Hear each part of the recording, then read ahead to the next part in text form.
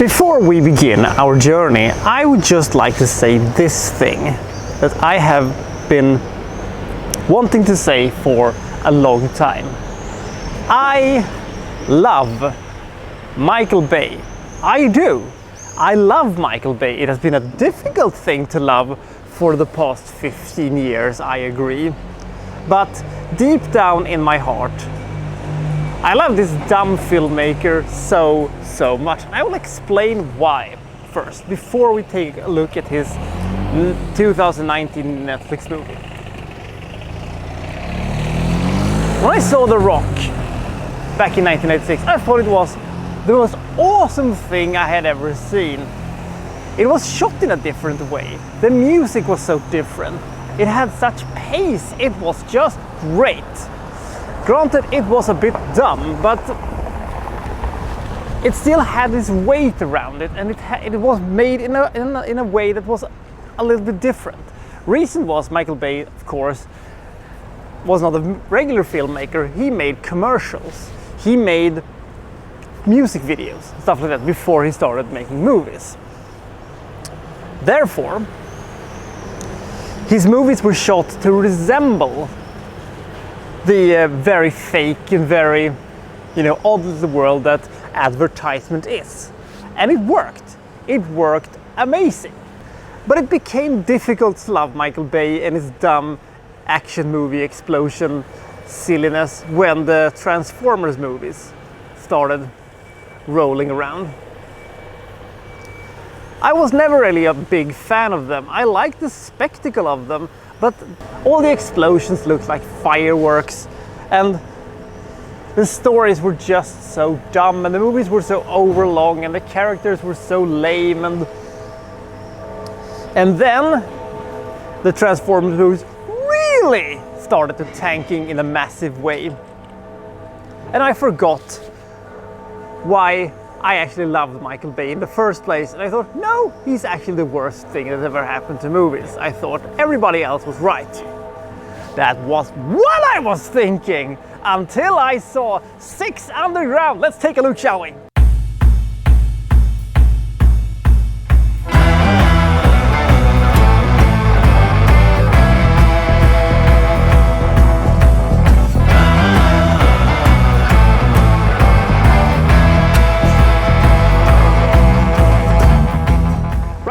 Plays a billionaire who gets sick of the world sucking, and he fakes his own death, and then he fakes some other people's deaths too, so he can create this super duper team.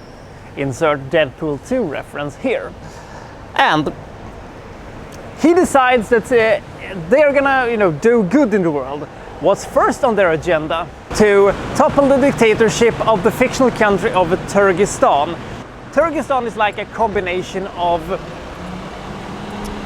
Kazakhstan, Turkmenistan, Azerbaijan, and a little bit of United Arab Emirates. And how are they going to get rid of the dictator of Turkestan? Very simple. They're going to kidnap the brother of the evil dictator, bring him to Turkestan, topple him, and replace the evil dictator with the good dictator. Simple enough, yay. You can make a very valid argument that this movie has no basis in reality whatsoever, and you'd be right. I'm also going to insert a quote from a favorite movie of mine. That was not how it worked in the real world, but who the fuck wanted to live there? You said it right, movie. You said it right. Sometimes I get the feeling that this movie was written by studio executive 12-year-old nephews, because oh fucking hell, this movie is dumb. It is the year's dumbest movie, and that is by a considerable margin, and that includes a movie that included Hobbs and Shaw. Hobbs and Shaw is a smarter movie than this, but you know what? Michael Bay doesn't give a fuck. And I don't give a fuck. And if you don't give a fuck, and if you're out of fucks to give, then you're gonna love this movie. This is straight up 1980s, 1990s silly action in a glorious 2019 suit. Oh my word, does this movie look good. Michael Bay has got his oomph back big time. And no matter how many silly movie references, or how lame the plot seems, or how ridiculous they get out of certain situations, I don't care. And for a number of reasons. The action sequences are just so damn amazing.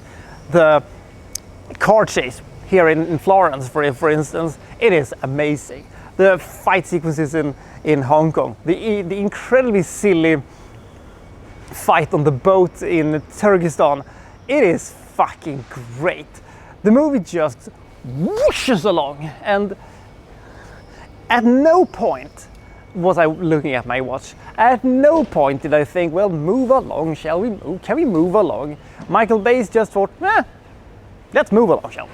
This movie has no time for ethical dilemmas, for the politics of today, or your precious little feelings that you may have about certain things. It just is, I want to entertain, and so it does. You may not like it. You may not like that a movie can be like that.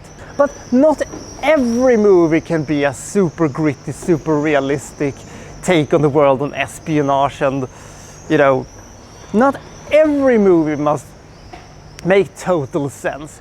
Once in a while, why don't you allow a movie to just come in and you can cuddle with it for 2 hours, and then just feel super entertained when you have seen it, and you just think to yourself, man, that movie was so dumb, but it was so much fun. And I think that is one of the reasons why I love this movie so much. Because if you look past Ryan Reynolds in this movie, it has not a single person in this, not a single character that has any character whatsoever. They are so forgettable, I have no idea who's playing them.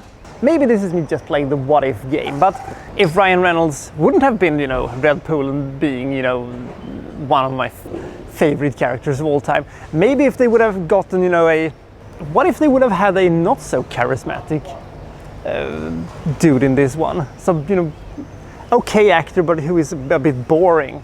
Then maybe this movie would have fallen apart, because there's just something about, there's just something that makes me think that Ryan Reynolds is also out of fucks to give, and that he just read his script and said, so this is a bunch of silly nonsense. Then I'm going to make this silly nonsense as entertaining as possible. And he did. The only gripe I have with this movie, except the colorless side characters, is the fact that this was a Netflix movie and that it was never shown on cinema, because glory how it would have looked on the big screen. Especially one of the most awesome car chases I've seen in my entire life, the one here in Florence. It was fucking amazing. If you like action movies but you don't want to think too much, if you don't just want to be entertained, then by all means watch this movie. But if you hesitate for a second because you just hate Michael Bay so much, forget Michael Bay, that he's directing this movie. He's not directing this movie. Director McDirector is directing this movie. It is very easy to poke holes at lots of stuff, but why do you want to poke holes into everything all the time? Enjoy the fucking movie. Maybe if I'd seen this one in the cinema, maybe it would have gotten an even bigger rating. I don't know, but I'm gonna give this movie 88 points. It is the best movie that Michael Bay has made since The Island, the last truly great movie he has made, and also maybe a little bit ironically the smartest movie he has ever made. Maybe a slightly more exciting villain would have made this movie even better, and a little bit more interesting side characters that could have a little bit of personality, but I don't really care. I love the fact that this movie doesn't take itself so seriously, but at the same time it knows what it is, and it takes itself serious enough that you do want to stick around for it. It isn't played for laughs, but it is played for entertainment. Forget the world's problem for a second and just watch Ryan Reynolds save it. So that was 6 Underground. Do you like Michael Bay or do you hate Michael Bay? Or are you too afraid to admit that you like Michael Bay in some kind of deep underground layer of your own mind? Think about that for a second. I'll see you next time from, well, so-and-so reviewing, well, such and such. Thank you for watching. Thank you very much.